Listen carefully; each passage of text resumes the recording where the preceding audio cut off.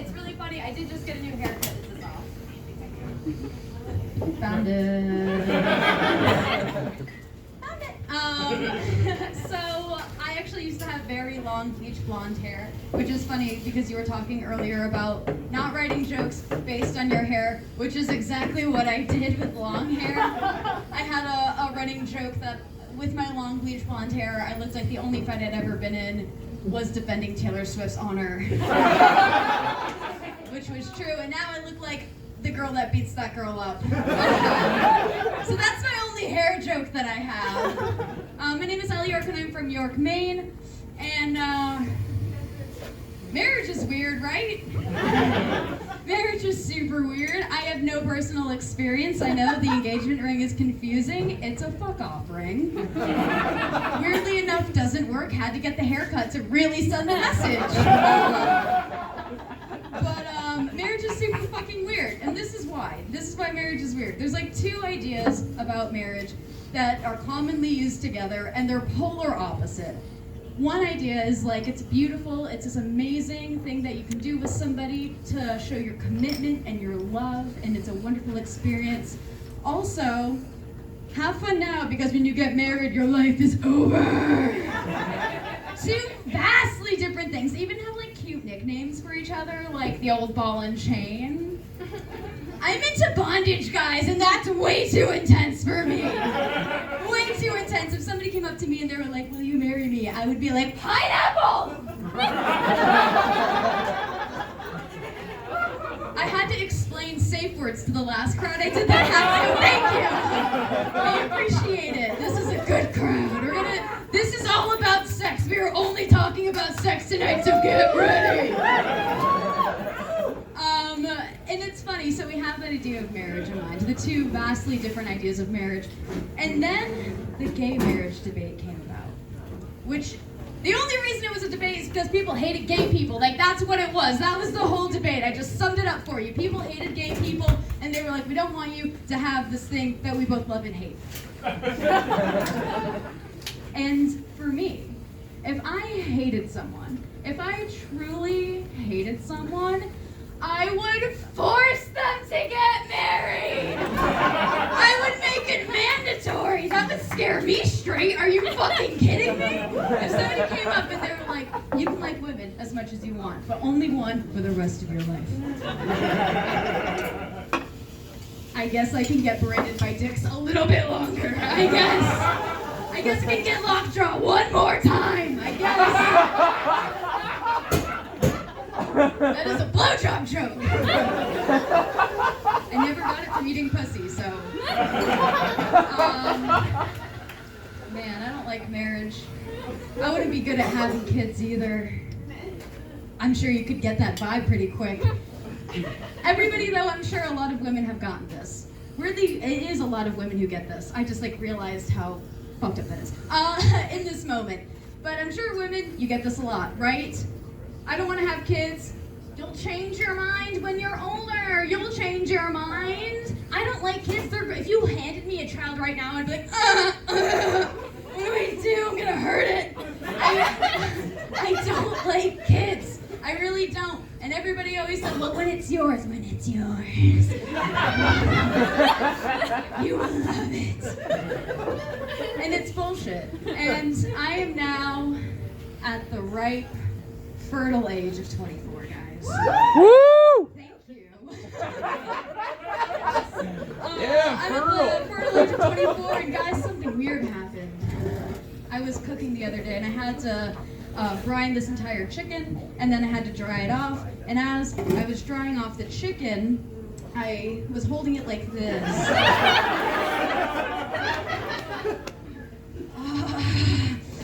This feels right. And I hate it when they're right. I hate it. I hate it so much. I don't like it at all. And another story about why I would be awful at having kids. Does anybody here go to the mountain, snowboard, ski, any of that good stuff? Woo!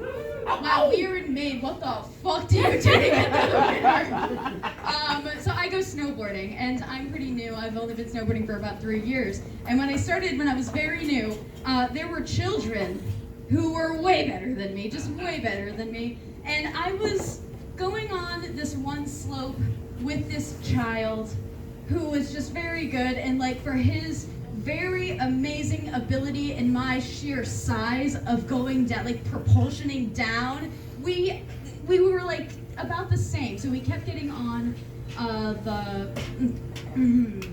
thing that gets you back. What's it called? Chairlift. Yeah, thank you. We were on the chairlift and we were going down about the same time. And then by the end of the day, I finally beat him down the trail. And I was so excited. And I went up to him because he knew. It's kind of like, you know when you know you're racing someone but you don't say it, like when you're on a red light?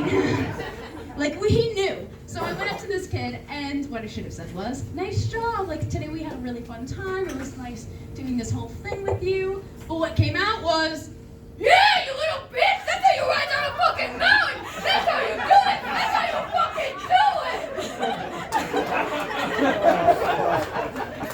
And so horrified, his mother came up to me. And she was like, you cannot speak to my son that way. And I was like, fine. I was done with this bunny hill anyway. I'm over it. I'm really bad at snowboarding. What next? Oh, we'll keep it on the topic of family. I'm not sure if this has ever happened to you guys. It happened to me. Have you ever had somebody that you looked up to, you idolized, somebody who you saw as like a role model, and that idea got cemented because they died, right? And you have this person you've always looked up to, and then it turns out they're trash. It's like when you learned Walt Disney's anti-Semitic. We all remember what that's like, that horrible feeling. I do. Or when you found out about Santa Claus, how he has slave elves. Like somebody who does great things but is really just a piece of shit. That happened to me recently with my father. This is where I lose people. They get so nervous. We hate speaking ill of the dead. As a society, we hate speaking ill of the dead because we don't want anybody talking shit about us, even if dead. And I get it. I understand why you guys feel a little bit awkward, but I am more than allowed to make jokes about my dead father because of all of the dicks that I've had to gargle in the name of daddy.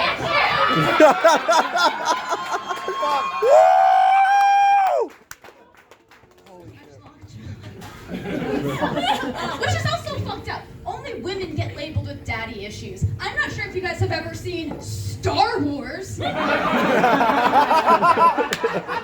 entire saga based off of guys getting crazy from daddy issues.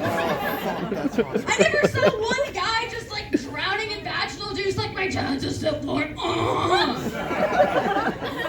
Fucked up. It's bullshit. It is bullshit.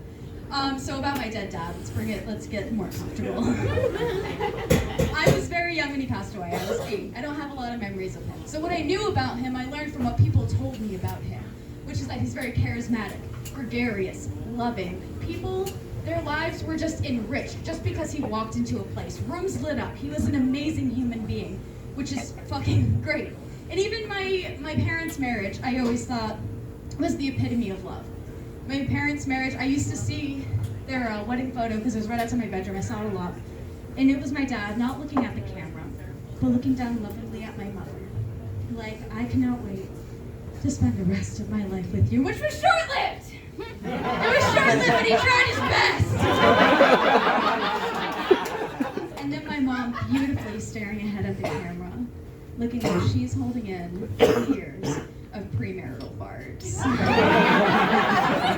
I think it's in the Bible. I don't know. I haven't read it. But yeah, that's what their picture is. And for me, that was always the idea of my father. That was my idea of their marriage.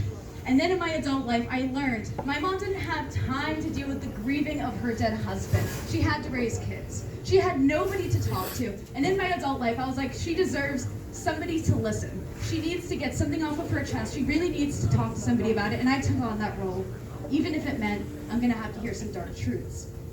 One of the things that my mom first said to me when we started having these discussions was, your dad did this annoying little thing. Just this annoying little thing where he thought I should just be the housemaker and the housewife. Even though she was a baller business owner. She owned 7 businesses to his one. It's not a dick swinging contest, but if it was.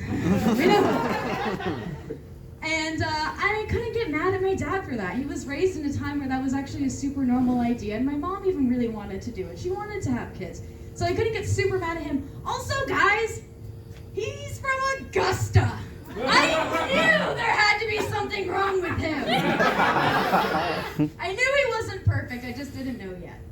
But the final straw for me, when I realized I couldn't really make excuses for my father anymore, was when she told me a story about how if at any time she would one-up him or correct him or say something that made him look wrong in front of people, he would then publicly humiliate her. And I don't care what fucking time you're from, that's not okay with me. Not okay. Yeah, it's not okay with me. I'm not cool with that, but that's when I realized, fuck, my dad was a piece of shit. My dad was a Chad. Thank you for the charismatic personality, Dad. Sure glad. Misogyny's not genetic! Fuck! Alright. Oh man. It's funny, I wonder if my little sister's gay, I'm pansexual. Which, do we all know the difference between pansexual and bisexual? Yeah? Yeah. So it's really funny because I thought that bisexual was just like transphobic. You know what I mean? Like people who like didn't want to be with trans people, that's what I thought bi, because bi is binary. But I learned that bisexuality was just the term back when like gender reveals weren't so fucking annoying. And now we have pansexuality, so I identify as pansexual, which for me means I'm attracted to cisgender men, I just refuse to fuck them. I'm attracted, but I'm not doing it anymore. And a lot of my friends are very upset with me that I won't be with men anymore. They're upset, and it's not just, people are upset, and it's not just the ex-boyfriends who are like, did my dick do that? It's not just them, it's very good friends of mine. Hell yeah. Good friends of mine are like, you should give men a chance. I know that for a long part of your life they've been really shitty and you haven't really had any good experiences, but not all men are bad. Not all men are bad, and I agree, full-heartedly agree. Absolutely I agree. But the odds are so low. It's no longer worth the gamble. I can't. And it's not high-stakes Casino Royale, 2 mil on the line gambling when I'm dating men. No, it's, here's 2 softballs, there's 6 cans, good luck. For many reasons. First of all, the game is rigged against me from the start. It is, it really is. And second of all, if I win, the prize is shit! And I feel like I lose people a lot. In crowds where it's mostly cis-het men, they get a little bit defensive at this point. And here's the thing. The best possible scenario for me to go on a date with a man, the best possible scenario is we go on a date, we have great conversation, right? We're having a really good time, we're vibing, then with consent, we go back to his place and the sex is great. Best case scenario, right? I'm still gonna have to go jerk myself off and finish the job in his bathroom. Still gonna have to do it. And in his bathroom, because guys get super fucking weird about women doing it in front of them. Which is bullshit, guys! It is fucking bullshit. It's very intimate to do it together. It is very intimate, I've learned in my time. And also with crowds, I feel like you guys understand this, but a lot of crowds, like I said, cis-het men, they get really nervous and then they start getting defensive. They're like, my dick is very good and it pleasure to very good. They don't really understand.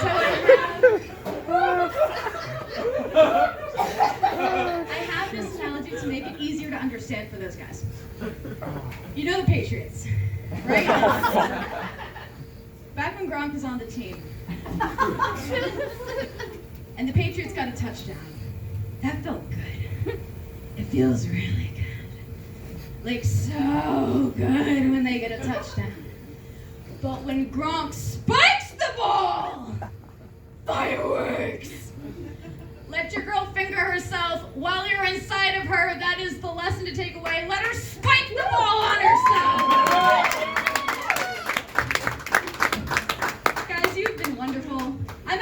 from York, Maine. I'm gonna bring it back up.